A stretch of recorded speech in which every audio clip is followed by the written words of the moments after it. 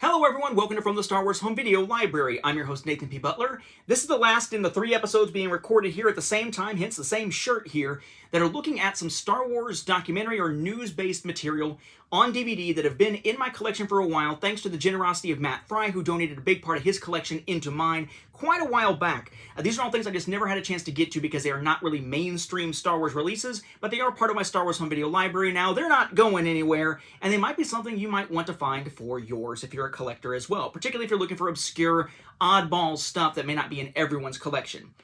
We've had a couple here.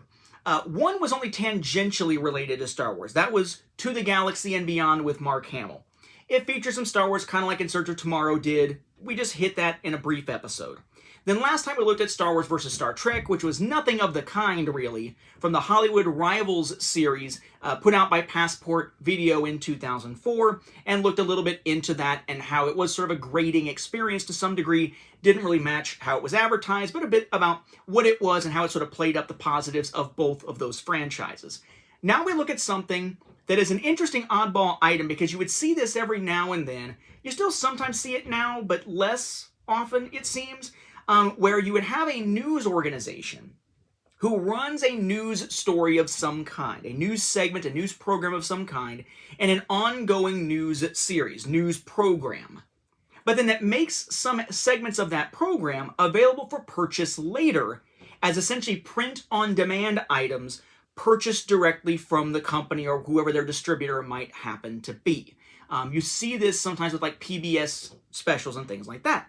Well, 60 Minutes, the news program, 60 Minutes, did something in a similar vein, at least for a time. So every once in a while, on eBay, you'll run across some 60-minute specials. I think there's one called like The Millennials Are Coming or something like that. That all have a very similar look to them. They just include little chunks of different episodes of 60 Minutes. And it's interesting with 60 Minutes because they actually have versions of 60 Minutes, or at least did, I don't know if they still do, in different parts of the world. So for example, the interview used for this one that we're going to look at is bookended on the DVD in one way. I'm assuming it was bookended differently on television because of when it was aired, but there's also a version of this that, for instance, you can find on YouTube at this point that is bookended by an anchor who is actually Australian, I believe. Very different than the way this book ended on here. So it's kind of interesting that depending on how you get it or how you saw it on television, it was essentially the same segment with different lead-ins, lead-outs, intros and outros, whatever you want to call it, on either end, the bookends of the production. This is something that came out on television in 2005 and then eventually got released as print-on-demand on home media in 2006. It is a 60 Minutes feature talking to George Lucas. It's Leslie Stahl interviewing George Lucas for 60 Minutes about the launch of Revenge of the Sith and the prequel trilogy as it's sort of wrapping up in general. It is this. The segment, in case you want to look on YouTube, because like I said, I know that at least one version of this is on there, is entitled The Last Star Wars. I know, haha, Last Star Wars, far from it, but at least in Lucas's mind at the time, because he was not planning on selling the company yet, yes, this was to be The Last Star Wars. This is in the era in which he had changed his mind. Originally it was going to be one film with A New Hope because he didn't know if it would be successful. Then A New Hope, holy crap, is successful. That's actually episode 1 out of 12. Then nope, actually what I meant was it's episode 4 out of 9. There's going to be 9 that we keep hearing a lot. It's mentioned in Star Trek vs. Star Wars, or Star Wars vs. Star Trek, whatever it was last time around. It's mentioned in To the Galaxy and Beyond, for example. Lots of stuff in that era, until eventually he said, no, there were only ever going to be 6. That's it. Which is a load of crap, because he said only ever. It would only be later that he would say, there were going to be 6, but I never said somebody else couldn't make them. Turns out, by the way, in this, yeah, he flat out says, that's it. Nobody else is ever going to get to make a Star Wars film. There won't be an episode 7. Yeah, anyway. But it was that era, which meant that this was, indeed, Revenge of the Sith, meant to be the last Star Wars, at least as of the time. So you have your 60 Minutes logo here in the background that's used for all their print-on-demand releases, and the title down at the bottom. And then the spine says 60 Minutes, and then has the name of the segment, DVD down at the bottom. It says DVD edition. No product numbers or anything.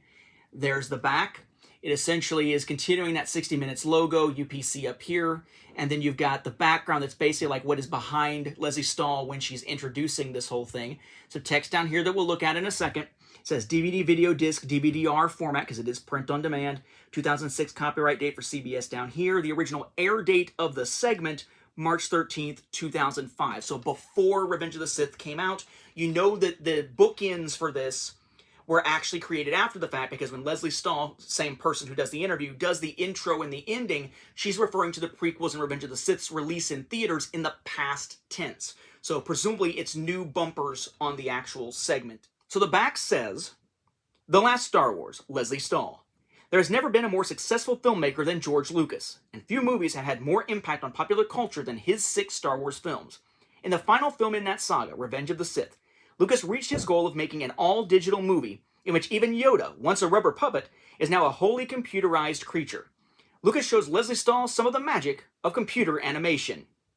Not even remotely the bulk of what this is about. That's just part of what it winds up being about.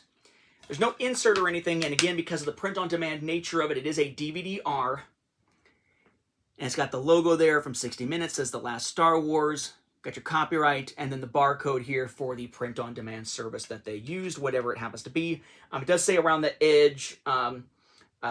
It seems like that's just like the format information about the disc it was on, not a company name or anything like that. Okay. So what is actually on here? Well, it's interesting. It's about 13 minutes long. But it really feels more in-depth than a lot of documentaries you see that are longer. It's just a really cool, candid interview between Stahl and Lucas at the time in 2005. And it's kind of a follow-up because they actually did one around 99, and there's references back to that previous interview as well. So as usual, I took a little bit of notes here on one of these because I want to make sure to be able to address it, given the fact that many may not have seen the segment. Things that come up, things of interest that come up.